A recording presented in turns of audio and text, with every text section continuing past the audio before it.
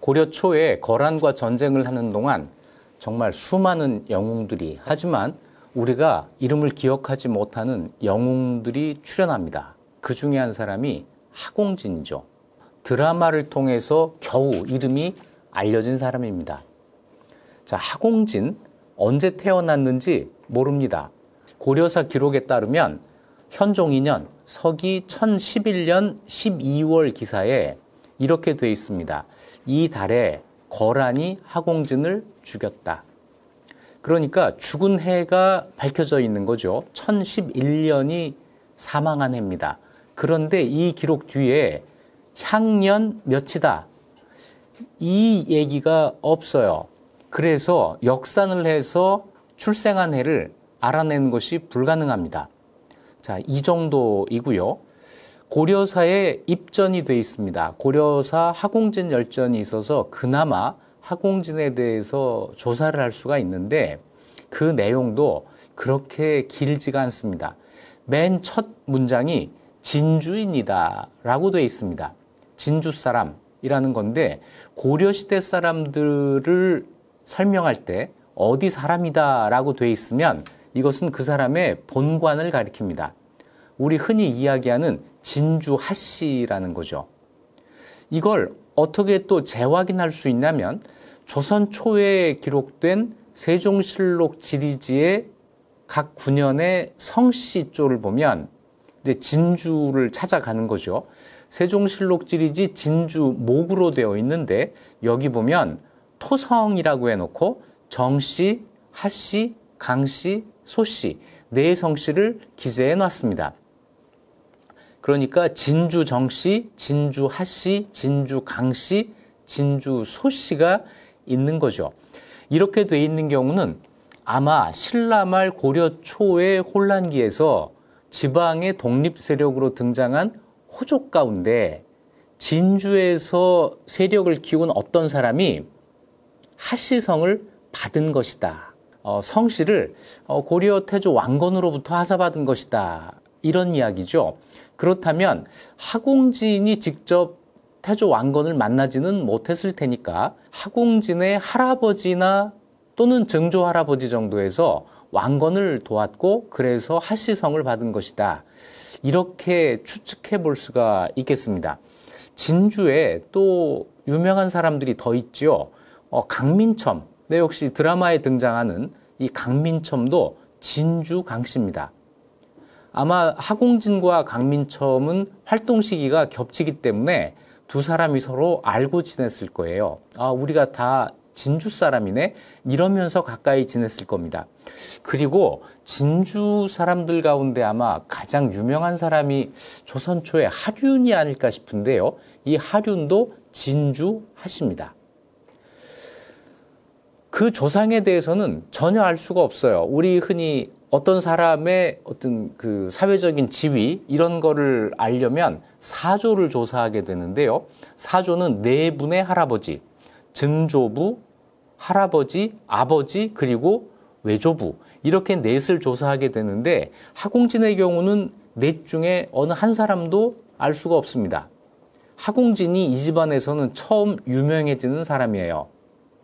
관리가 된 방법도 모릅니다. 오늘은 모르는 게 너무 많은데요. 자, 모르는 건 모른다고 하는 게 중요한 거고 모른다는 사실을 아는 게 중요한 겁니다. 그건 모르는 거다. 그런데 목종 때 관직이 중랑장으로 돼 있거든요. 이 중랑장은 이때는 아직 정비가 안 됐을지 모르지만 뒤에 제도가 정비되면서는 500명 단위 부대의 지휘관이에요. 군대의 지휘관, 다시 얘기해서 무신이죠. 무신관직을 가지고 있었다는 것은 적어도 과거에 급제했거나 하는 이런 문신은 아니었다는 뜻이고 대체로 군인으로 시작해서 무신관직을 얻게 된 사람일 가능성이 크다. 여기까지 추론이 가능합니다. 그 다음에 고려사 하공진 열전에 따라서 이 사람의 관직과 활동 상황을 한번 살펴보도록 하겠습니다. 성종 때 압강도 구당사가 되었다라고 하는 기록이 나옵니다. 압강도 구당사라고 하는 것은 여기서 압강은 압록강이에요. 도는 나루, 압록강을 건너는 나루에 구당이라고 하는 것은 뭔가 일을 맡아서 하는 사람이라는 뜻입니다. 구당사. 자, 압록강을 건너는 나루에 파견되어서 뭔가를 하는 관리, 이렇게 해석이 되는 관직 이름이죠. 왜 이때 압록강에 이런 관직이 설치되었는가? 요거 설명이 좀 필요합니다. 이것이 994년의 일입니다. 고려사 세가를 찾아보면 처음으로 압강도 구당을 설치하고 이승건을 사로 삼았다가 얼마 되지 않아서 하공진으로 대신했다라는 기록이 나옵니다. 994년에 압강도 구당사라고 하는 관리를 처음 파견했다는 것인데 이 994년이 어떤 해냐면 고려와 거란의 1차 전쟁이 끝난 해입니다. 993년 겨울에 서희와 소손령이 외교 담판을 벌였죠. 이 압강도 구당사가 파견되기 1년 전, 사실은 몇 개월 전의 일입니다. 이때 서희가 뭐라고 하죠? 압록강 안팎이 모두 우리 땅인데 여진이 길을 막고 있어서 바다를 건너기보다 어렵다. 거란에 사대하지 못한 것은 여진 때문이니 만약 여진을 쫓아내고 우리 옛 영토를 돌려줘서 여기 성과 보루를 쌓고 도로가 통하게 해준다면 어찌 거란에 사대하지 않겠는가? 이런 말을 했단 말이에요. 이것이 받아들여져서 거란군이 물러나게 됐고, 자, 그렇다면 후속 조치가 따라야 되는 거죠. 그 후속 조치는 뭐냐면 압록강까지 성과 보루를 쌓아서 길을 내는 작업을 하는 것일 텐데, 이때 돌아간 소손령이 바로 고려에 글을 보내서 이 이야기를 합니다. 우리가 이제 국경이 서로 맞닿았다.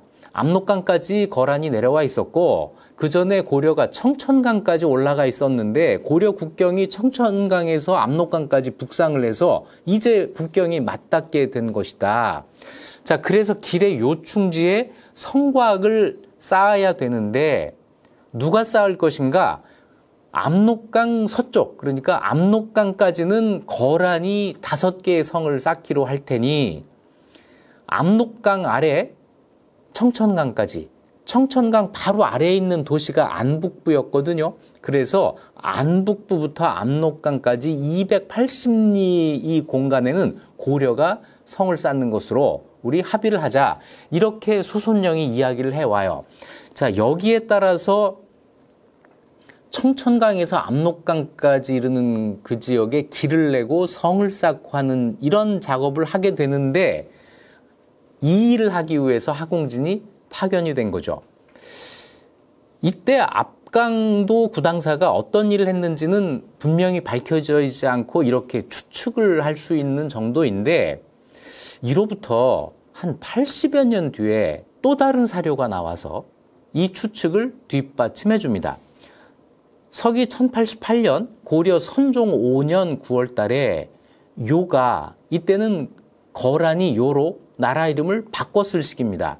한번 말씀드린 것처럼 고려사는 거란이 국호를 거란으로 할 때는 꼭 거란으로 써주고 요라고 이름을 바꿨을 때는 꼭 요라고 이름을 써주는 이런 아주 치밀함을 보이는데요. 이때는 요가 국호였던 거예요. 요가 압록강가에 각장을 설치하려 하자. 각장이라는 게 뭐냐면 무역을 할 수 있는 시장입니다. 그러니까 거란이 압록강가에다가 무역할 수 있는 시장을 만들어 놓고 고려와 무역을 하려고 했다는 거예요. 그런데 여기에 대해서 고려가 항의를 합니다. 우리 그렇게 합의한 적 없다. 우리 너희랑 무역하기로 하지 않았다. 뭐 이런 이야기예요. 이 항의를 하는 가운데 이런 말을 합니다. 성종 때 서희가 국경을 획정하는 일을 맡아서 이걸 관할했고 동경유수 소손령이 황제명령을 받들어서 각자가 양쪽 국경을 담당해서 성을 쌓도록 했다. 이것 때문에 하공진을 안문에 파견해서 압록의 구당사로 삼고, 여기 나오는 거죠. 성을 쌓기 위해서 하공진을 압강도 구당사로 파견한 것이다. 80년도의 기록에서 이 얘기가 나오는 겁니다. 그래서 무슨 일을 했느냐? 낮에는 나가서 동쪽 강변을 감시하고 밤에는 성 안에 들어와 머물게 했다. 그러니까 압록강가에 주둔하고 있으면서 성 쌓는 일을 감독했다는 거예요. 왜 감독을 해야 됐죠? 원래부터 이 지역에 살고 있던 여진족들의 반발이 있었기 때문에 그렇습니다.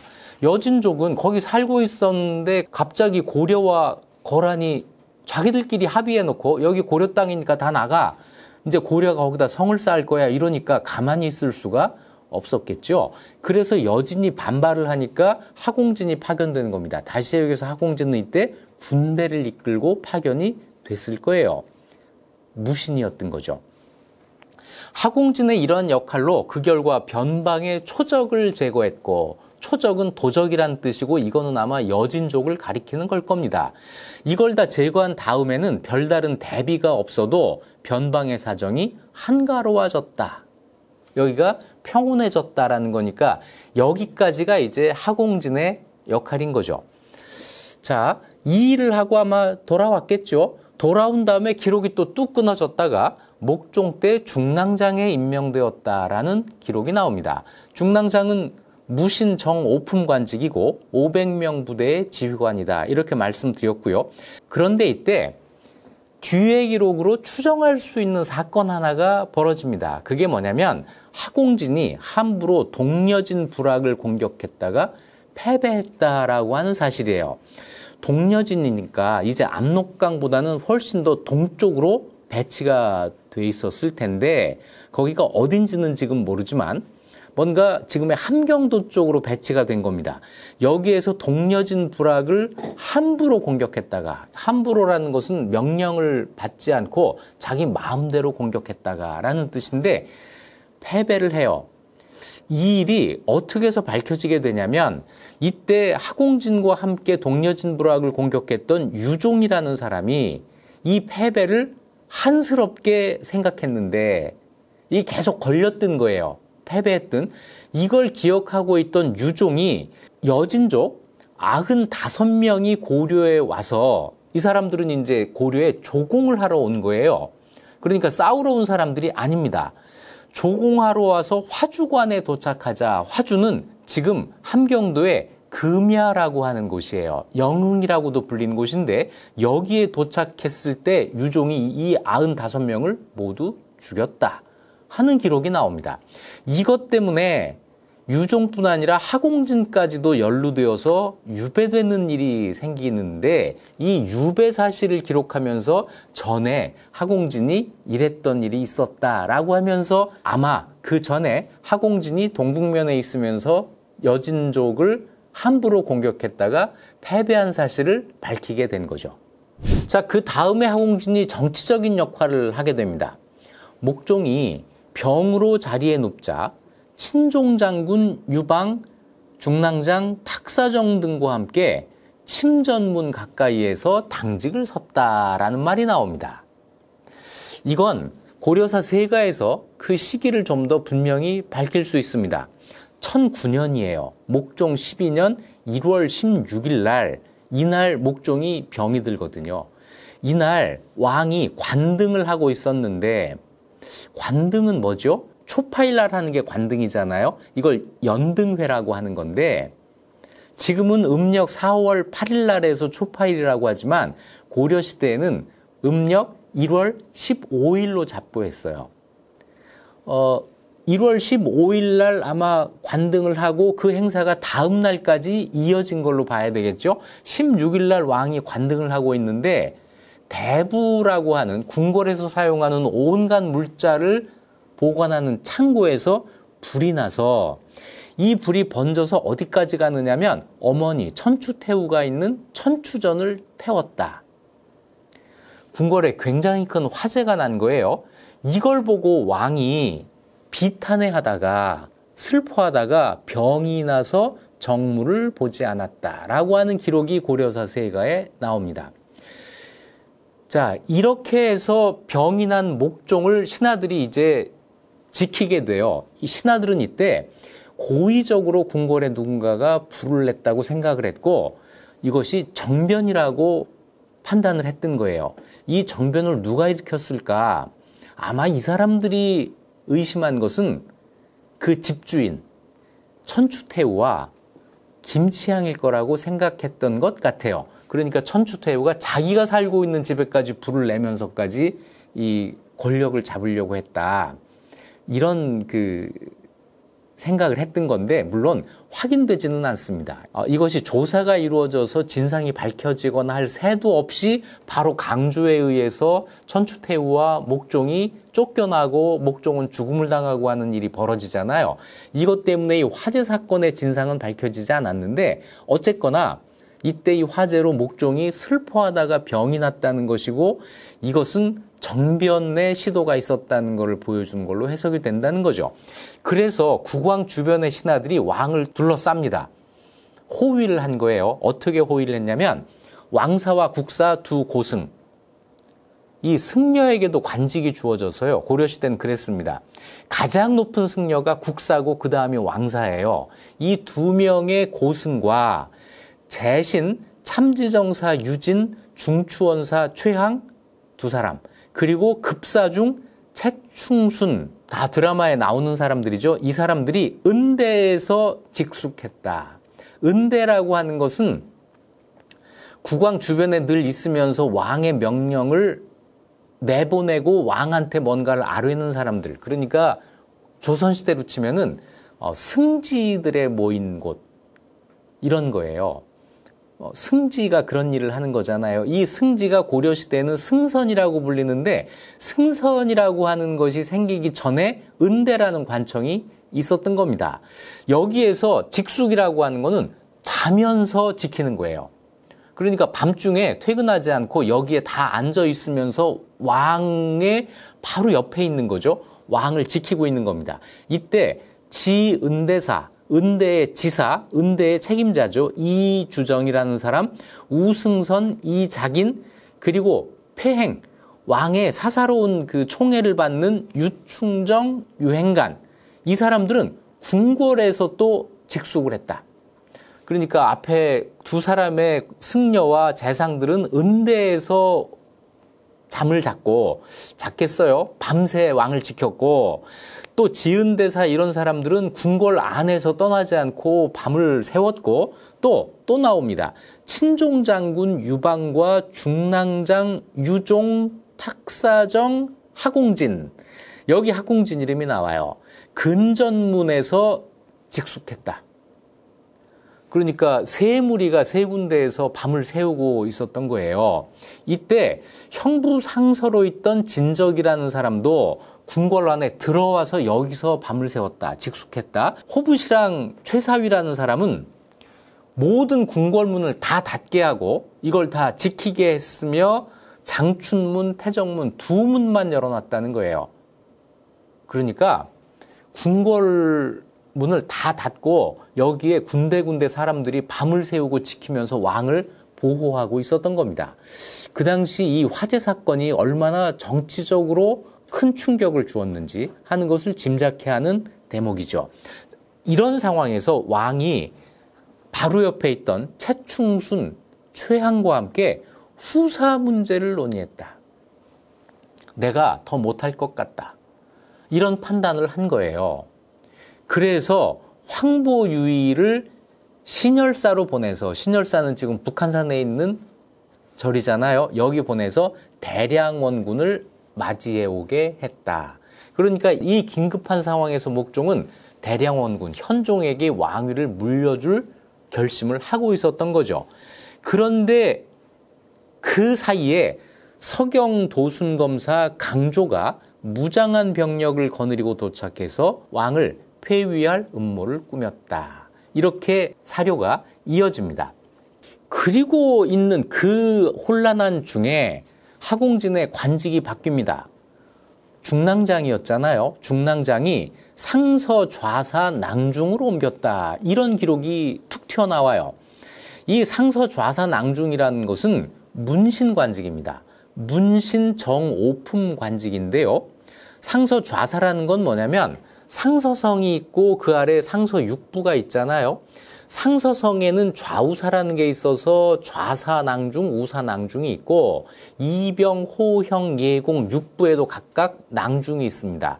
그래서 상서낭중하면 모두 8명이 있게 되는 것인데 그 중에 한 자리로 옮긴 거예요. 아, 왜 이호 예병형공이 아니라 이병 호형 예공이냐고요? 조선시대는 6조의 순서를 매길 때 이호 예병형공 이렇게 하는데 고려시대는 이병 호형 예공 이렇게 합니다. 이게 맞아요. 왼쪽에 이, 호, 예 요 3부가 서고 오른쪽에 병, 형, 공 이렇게 3부가 세거든요. 조선시대는 왼쪽을 다 읽고 오른쪽을 읽는 거예요. 그래서 이호예 병형공 이렇게 되는데 고려시대에는 가까운 순으로 세는 겁니다. 이병, 호형, 예공. 그림이 그려지세요? 자, 이래서 문신으로 옮기게 되는데 무신의 관직을 무반이라고 하잖아요. 문신은 문반이라고 하죠. 무반에서 문반으로 옮긴 이런 것을 고쳤다. 개반, 반을 고쳤다 해서 개반이라고 하는데 이때 학공진이 개반을 한 겁니다. 그런데 옮기자마자 강조가 거병에서 개경 근처로 다가오자 학공진은 탁사정과 함께 강조에게 도망쳤다라는 기록이 나옵니다. 강조가 궁궐문을 열고 들어온 게 1009년 2월 3일이거든요. 아까 목종이 병이 난 것이 1009년 1월 16일이니까 요 보름 정도 사이에 학공진이 중랑장에서 낭중으로 관직을 옮기면서 개반을 한 거죠. 그런데 왕을 지키고 있던 학공진이 탁사정과 함께 왕을 배신하고 강조에게 도망쳤다. 이거는 왕의 입장에서 볼 때는 도망친 거지만 강조의 입장에서 볼 때는 궁궐에서 국왕 옆에 있던 두 사람이 자기 편을 들으러 온 겁니다. 그러니까 굉장히 혼란한 상황에서 목종은 대량원군을 불러와라 그랬고 강조는 그 사실을 모르는 채 북쪽에서 이제 군대를 끌고 내려왔단 말이에요. 목종과 대량원군과 강조 이 세 사람이 앞으로 어떻게 될지 모르는 상황에서 학공진은 강조에게 배팅을 한 거죠. 강조가 최후의 승자가 될 것이다. 이 생각을 하고 강조에 가서 붙은 겁니다. 강조가 정변을 일으킨 거니까 이때 정변에 협력한 거죠. 자, 강조가 목종을 폐위하고 실은 죽이기까지 하고 현종을 왕위에 세웠어요. 그러니까 강조 편에 서 있었던 학공진이 이제 뭔가 득세할 수 있는 이런 환경이 되었을 것 같은데 그렇게 되질 못합니다. 현종이 왕이 된 다음 해, 그러니까 강조가 정변에 성공하고 1년 정도가 지난 다음에 좌사낭중 학공진과 이때 관직이 좌사낭중으로 돼 있죠. 화주방어낭중 유종을 먼섬에 유배했다라는 기록이 나옵니다. 전에 동북면 부락을 함부로 공격했다가 패배한 그것이 이때 문제가 된 거예요. 왜 문제가 됐는지 이 고려사 기록에 다시 나오게 됩니다. 자, 이렇게 돼 있어요. 학공진이 일찍이 동려전을 공격했다가 패배했다. 유종이 그것을 한스럽게 생각했는데 마침 여진족 95명의 내조에서 화주관에 도착하자 유종이 모두 죽였다. 이 때문에 학공진과 유종이 함께 연좌되어서 유배되었다. 그런데 왜 전리를 끌어내가지고 강조를 도왔던 이 사람들을 유배를 보낸 걸까요? 그 다음 기록이 나옵니다. 여진이 거란에 호소를 해요. 이때 여진족이 거란에 가서 우리가 이런 억울한 일을 당했습니다. 우리는 아무 잘못도 없는데 고려 군인들이 우리 사람 여진족 95명을 갑자기 죽였습니다. 이런 얘기를 한 거예요. 그러니까 거란주가 신하들에게 말하기를, 이 거란주가 거란 황제죠. 신하들에게 말하기를 고려 강조가 임금을 시해한 것은 대역죄이니 군사를 내어 죄를 묻는 것이 마땅하다라고 했다. 이거 서로 맥락이 없는 기록이 왜 이렇게 한 자리에 이어져 있게 된 걸까요?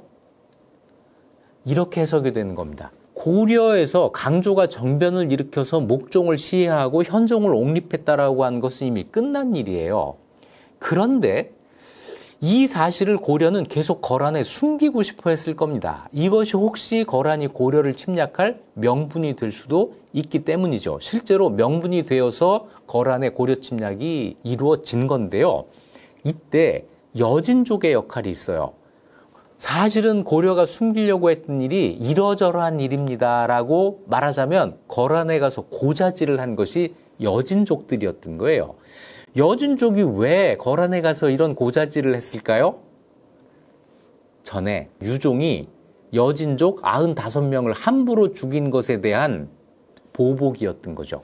그러니까 하공진과 유종이 왜 그랬는지 모르겠지만 동여진 부락을 공격했다가 패배하고 이걸 또 사적으로 복수를 한 거예요.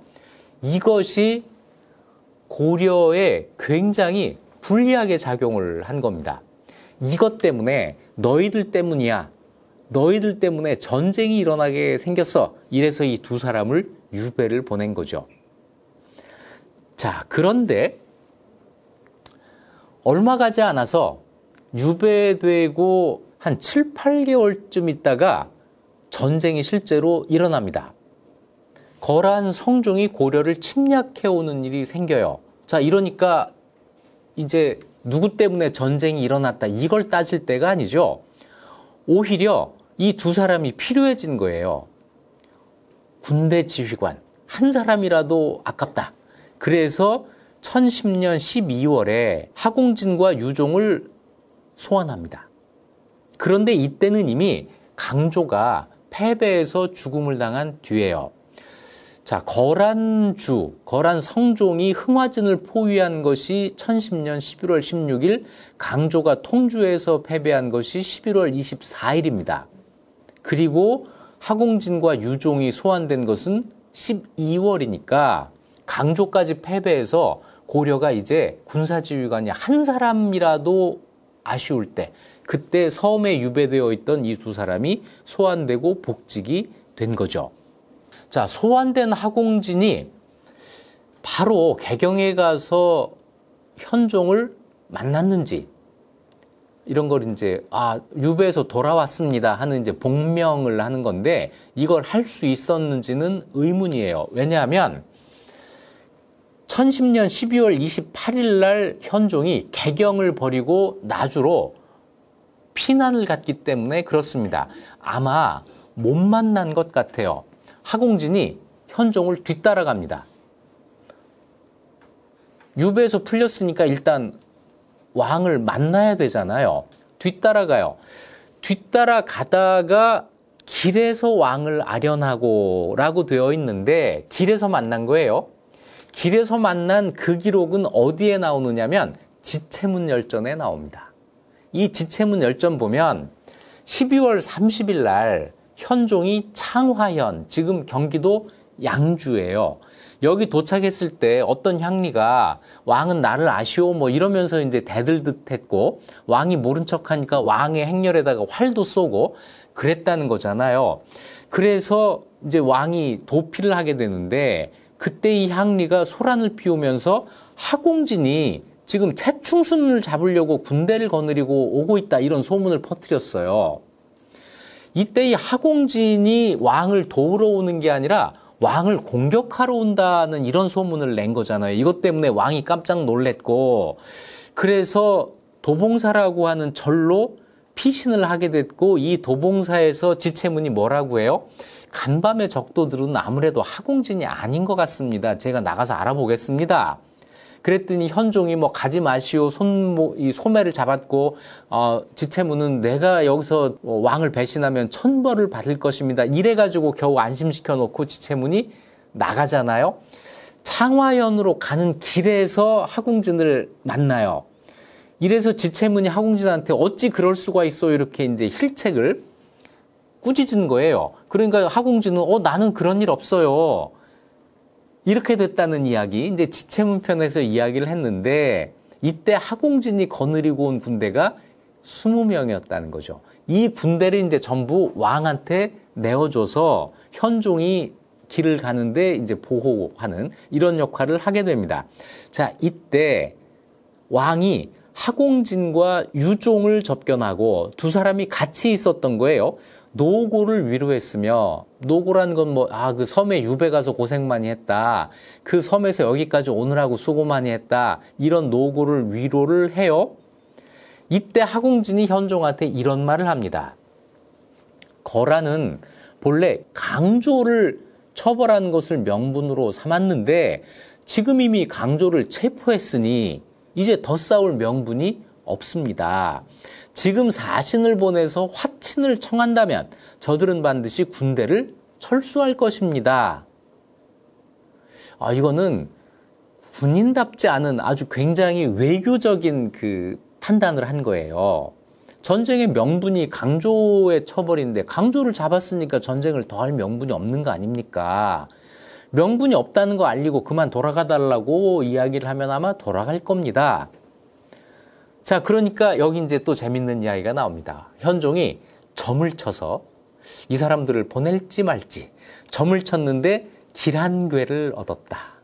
옛날 사람들은 참 점 많이 믿어요. 길한괴를 얻었으므로 하공진과 고영기에게 표문을 가지고 거란 진영으로 가도록 했다. 이 표문은 뭐겠어요? 자, 이제 강조를 처벌했으니 더 싸울 명분이 없어진 거 아닙니까? 그만 돌아가시죠. 뭐 이런 표문이었을 거예요. 자, 그래서 가는데 이제 하공진이 왕을 만난 다음에 다시 그 바로 옆에 있는 창화현에 가서 자기가 직접 가지를 않고 자기 아랫사람들에게 이거를 맡긴 거예요. 낭장, 장민, 별장, 정렬. 낭장은 정육품, 별장은 정칠품 무관직입니다. 자기 부하였을 거예요. 이 사람들에게 먼저 거란 군영에 가서 이렇게 말을 전해라. 어떻게? 국왕께서 직접 와서 뵙기를 원하셨으나 군사의 위세를 두려워하셨고 또 국내의 여러 어려운 사정 때문에 강남으로 피난 가셨으므로 배신 하공진 등을 보내 사유를 알리고자 하였습니다. 배신이라는 건 뭐냐면요. 고려 국왕의 신하가 국왕을 책봉한 황제에 대해서 자기를 가리키는 말이에요. 그러니까 나는 고려 국왕의 신하이고 거란 황제에게는 배신이 되는 거죠. 자, 이 배신, 하공진을 보내 그 사유를 알리고자 했습니다. 그런데 하공진도 역시 두려워서 감히 앞으로 나오지 못하고 있으니 속히 군사를 거두어 주소서라고 말을 전해라 해서 이제 두 사람을 먼저 보낸 거예요. 그런데 이 장민과 정렬이 거란 군영에 도착하기 전에 거란 선봉군이 창호현까지 도착을 합니다. 거란 선봉군이 양주까지 온 거예요. 그때 현종은 어디 있었냐면요. 광주에 있었거든요. 지금 양주하고 광주 사이 이거 금방 가잖아요. 고려 국왕하고 거란 군대가 그만큼 가까워진 시기가 있었던 겁니다.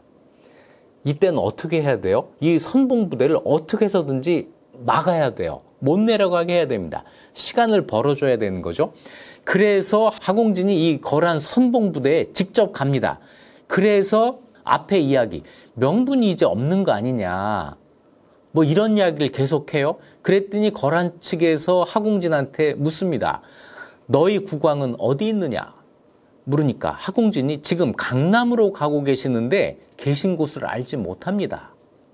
이거 알려주면 바보죠. 지금 바로 요 앞에 있는 광주에 계세요. 이런 말 하면 안 되죠. 외교는 절대로 정직하게 하면 안 되는 겁니다. 이런 얘기 있잖아요. 외교관이란 무엇인가? 자기 나라의 이익을 위해서 다른 나라에 파견된, 아니지, 자기 나라의 이익을 위해서 거짓말을 하라고 다른 나라에 파견된 정직한 사람. 이게 외교관이잖아요. 하공진은 딱 그 외교관의 그 본분을 다 한 거예요. 그러니까 강남으로 가고 계시는데, 그러니까 강남이 먼가 가까운가? 그러니까 하공진이 강남이 너무 멀어서 몇 마리인지 알 수가 없습니다. 이 강남은 아마 한강 남쪽을 이야기하는 것 같아요. 한강 남쪽으로 이미 떠나셨습니다. 그런데 너무 멀어서 몇 마리인지 알 수가 없습니다. 그러자 국왕을 추격하던 거란 군대가 돌아갔다. 이게 고려 입장에서 거두절미하고 결과만 썼기 때문에 거란이 너무 어수룩한 사람으로 비치게 기록이 돼 있어요. 과연 거란이 이 말만 믿고 그냥 돌아갔을까요? 그건 아니라고 봐요. 거란 안에서도 여러 가지 논의를 했고 여러 가지 사정이 복합적으로 작용하면서 이런 판단을 했겠죠. 우리만 막 이렇게 영리하게 뭘 하고 상대방은 바보 같다는 이런 편견, 이거 벗어나야 됩니다. 다 고수들끼리 서로 수를 다 보고 대화를 하는 거예요. 그래서 저는 이런 외교가 꼭 그런 거 아닌가 하는 생각이 들어요. 패를 다 펼쳐놓고 치는 고스톱이요. 이게 외교가 아닌가 싶어요. 이때 고려와 거란은 그런 고스톱을 친 겁니다. 자, 거란에게 뭔가 약속을 했고 그래서 돌아간 것이다 라고 봐야 될 텐데 그 약속이 뭐였는지는 그 다음에 밝혀집니다. 거란이 돌아간 다음에 고려 국왕의 친조를 요구해요. 고려 국왕이 왜 거란에 오지 않느냐 하는 이야기인데 거란이 그런 이야기를 할 수 있었던 것은 미리 가기로 약속이 돼 있었기 때문이고 그 약속을 할 수 있는 기회는 이때밖에 없어요. 하공진이 거란군을 만났을 때 이때밖에 없습니다. 이 약속을 듣고 아마 갔을 거예요. 하공진은 양주에서 창화연에서 거란 선봉부대만 만난 게 아니고 아마 이 선봉부대를 따라서 거란 본군까지 간 것 같습니다. 여기에서 아마 거란의 성종을 직접 만났을 가능성이 크고 여기에서 군대를 철수할 것을 간청했다. 하공진 열전이 이렇게 이어집니다. 이듬해에는 하공진이 고영기와 함께 거란 진영으로 가서 군대를 철수할 것을 간청하니 거란주가 허락하고 하공진 등을 억류했다. 그런데 고려사 열전에서 이 해가 바뀐 것을 표시할 방법이 없었던 것 같아요. 그래서 그 얘기가 끝난 다음에 이듬해는 해서 1010년이 시작된 것처럼 이야기를 하고 있는데요. 이때 하공진이 거란 진영으로 가서 군대를 철수할 것을 간청했다라고 하는 것은 선봉부대가 아니라 거란 황제가 있는 본 진영까지 간 걸 뜻합니다. 그랬기 때문에 간청하니 거란주가 허락하고 하공진 등을 억류했다라는 말이 이어지게 되는 거죠. 자, 이렇게 상상이 돼요. 창화연까지 내려온 거란의 선봉부대를 설득해서 더 남쪽으로 내려가게 하지 않고 북쪽으로 올라가게 한 거예요. 이 군대를 따라서 하공진이 올라갔고 올라가서는 거란 황제를 만난 거죠. 여기에서 똑같은 논리로 이 거란 성종을 설득을 했고 친조 이야기를 가지고 아마 협상을 벌였고 그러면서 거란주가 허락하고 군대를 돌리는데 그냥 돌린 게 아니라 하공진을 억류해요. 인질로 잡아간 겁니다. 자, 그래서 1011년 1월 11일 날 거란군이 철수를 결정하고 돌아가기 시작합니다.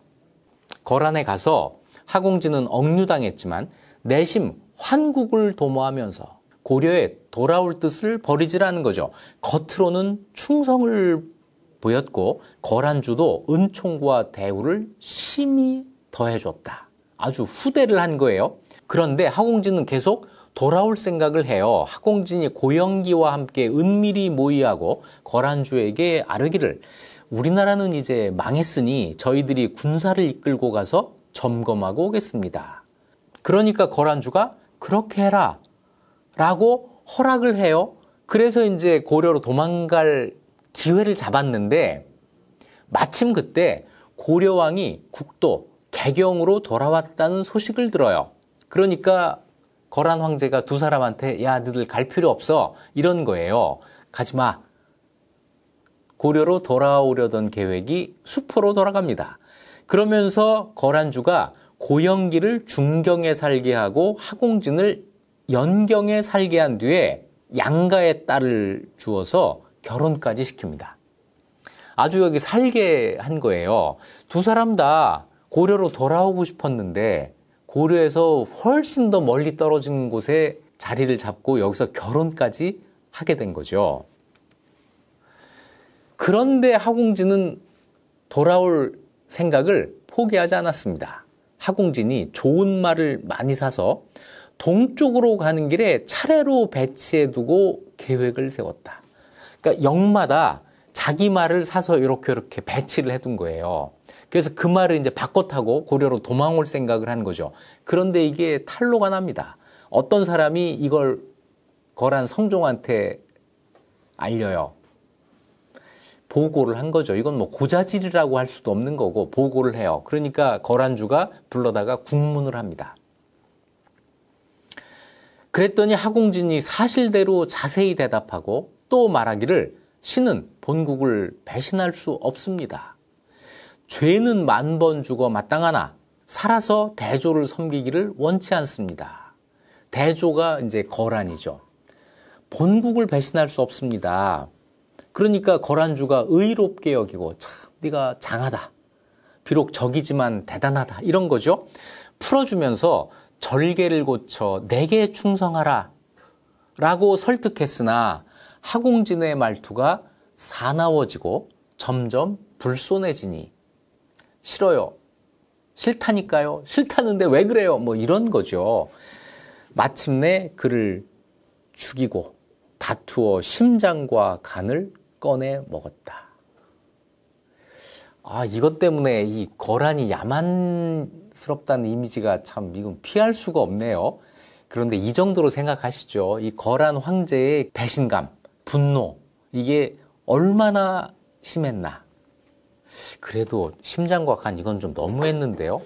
제가 거란을 그렇게 야만스럽게 보지 말자고 늘 주장하는데 이거는 거란 황제 너무했어요. 이거는 변호가 안 됩니다. 자, 그런데 이런 이야기가 거란 쪽 기록에는 전혀 나오질 않습니다. 거란 쪽 기록은 이제 이 한문으로 기록된 요사라고 하는 역사책인데 여기에는 하공진이라는 사람의 이름이 나오지를 않아요. 자, 고려사 기록이 그렇습니다.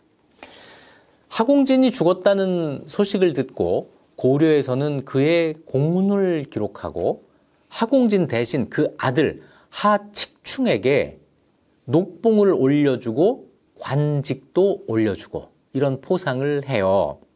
그런데 여기서 그치지 않습니다. 이로부터 40년 뒤에 문종이 포상을 합니다. 좌사낭중 하공진은 거란군이 침입했을 때 적을 대하며 몸을 돌보지 않았고 세치혈을 움직여 능히 대군을 물리쳤으니 공신각에 초상을 그릴 만하다. 자, 이렇게 공을 한번 상기시키고 그 아들 하칙중을 오품직으로 뛰어올려 임명했다. 얼마 뒤에 또 한 번 그의 공적을 기록하고 상서 공부시랑을 추증했다. 죽은 사람의 관직을 높여주는 것을 추증이라고 합니다. 하공진이 죽을 때 정오품 낭중이었거든요. 이것을 정사품 시랑으로 올려준 겁니다. 자, 이걸로 끝이 아니에요. 고려는 이 공신을 두고두고 기억합니다. 하공진이 죽은 지 80년 뒤가 되는 1095년에 또 한 번 포상을 해요. 이때는 하공진뿐 아니라 고려 초기의 공신들을 전부 포상을 하는데요. 태조 때 사망공신의 손자와 외손자로 관직이 없는 사람은 집집마다 한 명씩 벼슬길에 들어서는 것을 허락한다. 이런 걸 음서라고 해요. 음서, 공신 후손들에게 관직을 그냥 주는 겁니다. 그러면서 현종의 이름은 특별히 밝혀요. 현종 때 공신 하공진과 장군 송국화, 그리고 경술련에 거란으로 갔다가 억류된 정사부사는 그 자손 한 명이 벼슬길에 들어서는 것을 허락한다. 그로부터 15년 뒤에 이런 일이 있었어요.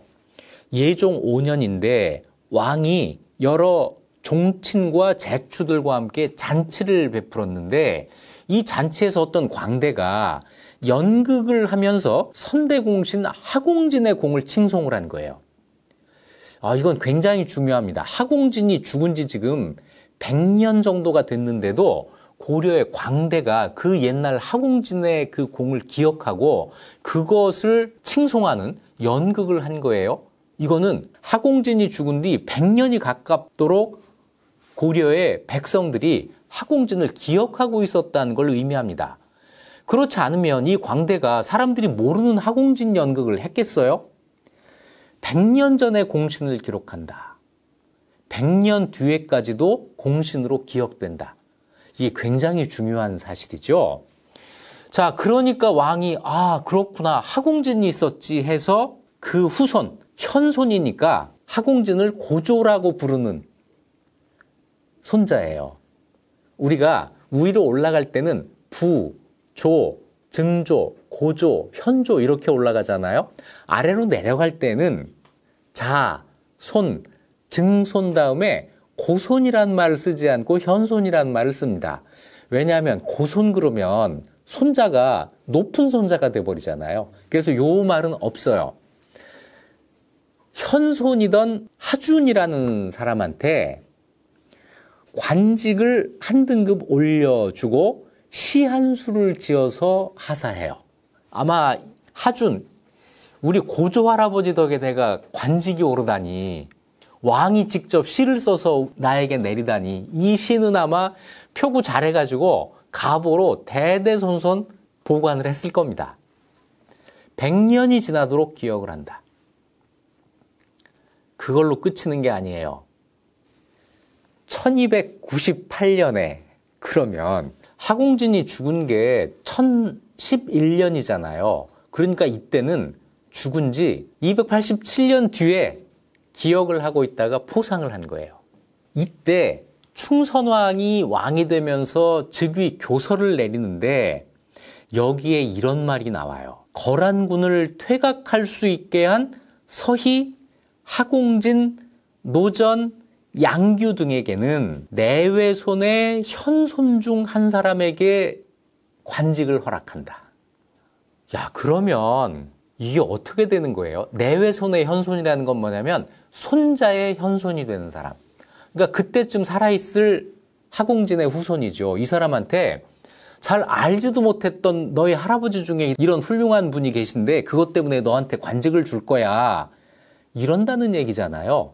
300년 가깝도록 기억을 하고 그 후손을 포상하고 있는 거예요. 이게 끝이 아닙니다.